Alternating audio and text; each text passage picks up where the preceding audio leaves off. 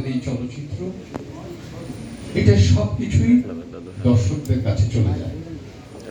আপনারা আমরা মনে করি যে আমাদের যে কোনো চলচ্চিত্রের আপনারা দর্শকদের কাছে পৌঁছায় দেওয়ার যে কাজটা, এটা আপনারাই করে থাকেন। এটা একটা আমাদের জন্য একটা মহান কাজ আপনারা করে থাকেন। এই জন্য আপনাদেরকে আবারও আমি শুভেচ্ছা জানাচ্ছি এবং কৃতজ্ঞতা জানাচ্ছি। দ্বিতীয়ত হচ্ছে যে যদি আমরা বলি যে এই চলচ্চিত্র নির্মাণের ক্ষেত্রে আমরা যদি বলি, তাহলে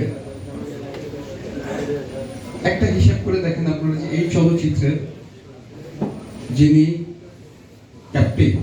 captain of the ship Badiul Alam Khokon সাহেব,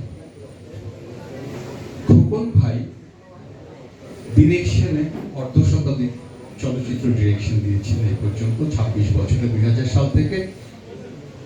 তার মধ্যে দেখেন, যদি আমরা ওনাকে নিয়ে অ্যানালাইসিস করি, আসে প্রিয়া হিরো কিন্তু আমার কাছে মনে হয় যে এখনো সেই টাকা আমাদের এই প্রযোজকরা খরচ করছে বা ভেঙে খাচ্ছে। এত ব্যবসা সফল ছবি তিনি দিয়েছেন। নির্মাণের দিক থেকে যদি আসি, যে বদিউল আলম খোকন 1 নাম্বার ডাইরেক্টর হিসাবে।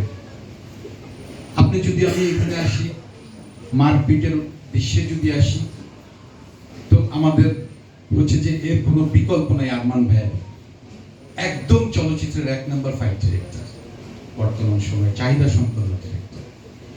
আমি যদি আসি খল চরিত্রে আসি, আমাদের মিশা সওদাগর, শিবা সাধু, এইটারও কিন্তু এখন চলচ্চিত্রের বিকল্প কেউ নেই।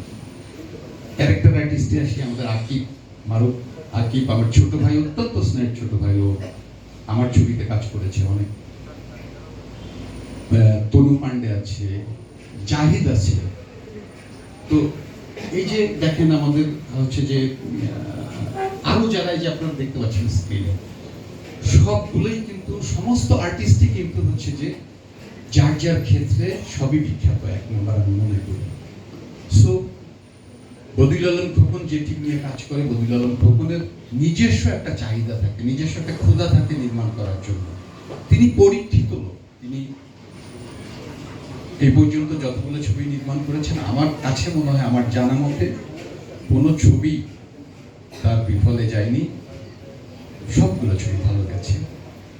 তো তিনি এখন দায়িত্ব নিয়েছেন মুন্না খানের। এই যে তসনস ছবিটা, আপনারা একটি দর্শকদের উদ্দেশ্যে বলবো যে একটি আশ্বস্ত আপনাদের আমি করতে পারি আমার দীর্ঘ চলচ্চিত্রের অভিজ্ঞতা থেকে, যে বদিউল আলম খোকনের আপনারা কেউ